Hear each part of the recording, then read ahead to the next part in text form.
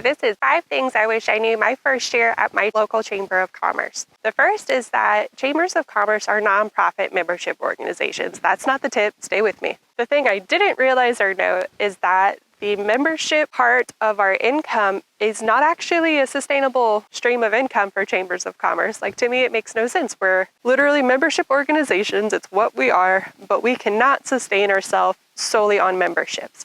So you will need to look for different sources of non-dues revenue. Stay tuned. I will have a 5 and 5 for non-dues revenue. My second favorite thing is that you can make people wait. And I know that sounds really obvious for a lot of people, but this was my first real job out of college. And I, being a millennial, have grown up with the internet and a lot of other things that have contributed to instant gratification. So I'm used to me and everybody else just wanting things right away. Well, it blew my mind when my boss told me, hey, you could just get their contact info and tell them you'll call them back. And I just, what? So regardless of who it is or what it is, there's a lot of times where you can just say, let me look that up for you. Let me research that. Let me prioritize this for next week, or let me get this on the agenda for our next meeting. My next thing is that it's all about the relationship. For a long time, we've been told it's who you know, or networking and connections really matter.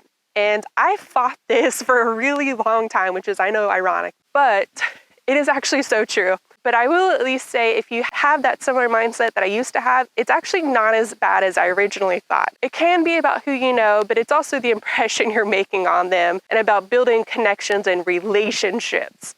We're not just name dropping random famous people. We're building relationships, whether it's with our members or our peers or anybody that you want to network and develop that working relationship with. I think another reason that is so hard for me personally is just that I'm an introvert. So the idea of having to pick up a phone and have to call anybody is not about that.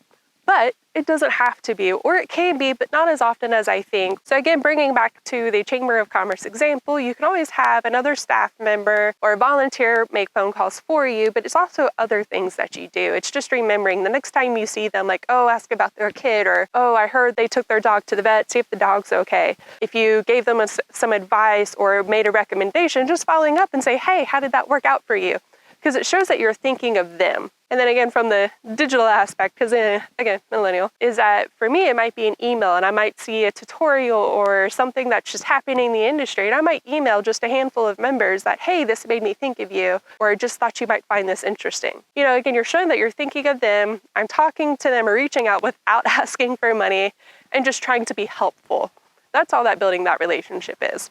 My fourth thing that I really wish I would have known about sooner, especially my first year at the Chamber, is resources. First, I want to take a few seconds to introduce you to the Chamber Chat podcast, which is hosted by my friend and today's sponsor, Brandon Burton. The Chamber Chat podcast is the only chamber-focused weekly podcast that interviews industry leaders with a focus on sharing best practices, trends, and lessons learned to help you better serve your chambers and your community. It's like getting the best tips you learn at conferences without any additional time to your already busy schedule. You can listen while you drive, when you walk your dog, whenever it's convenient to you. With a catalog of over 120 episodes, you can pick up tips from guests like Cherie and Kelly, Jay Byers, Chris Romer, Frank Kinney, Casey Steinbacher, and yours truly. You can subscribe to Chamber Chat Podcast for free in Apple Podcasts, Google Podcasts, Spotify, or any major podcast app. By subscribing, you'll get a new episode delivered directly to your phone each week so you can stay at the top of your #chamber game. Visit chamberchatpodcast.com/subscribe to learn more. So that's IOM, which is the Institute of Nonprofit Management from the U.S. Chamber of Commerce. Frank Kinney's website and Chamber Professionals Conference. It's the ACCE, which is the national version, or your state ACCE. So for me, that's the Carolinas Association of Chamber of Commerce Executives, which has been a tremendous resource, and I love going to their conference every year because, one, I learn a lot of chamber-specific information and recommendations, but I could also go vent and just be felt and heard and understood, because chances are the problems that I'm having, they're having them too. So it's just confirmation that, no, I'm not crazy.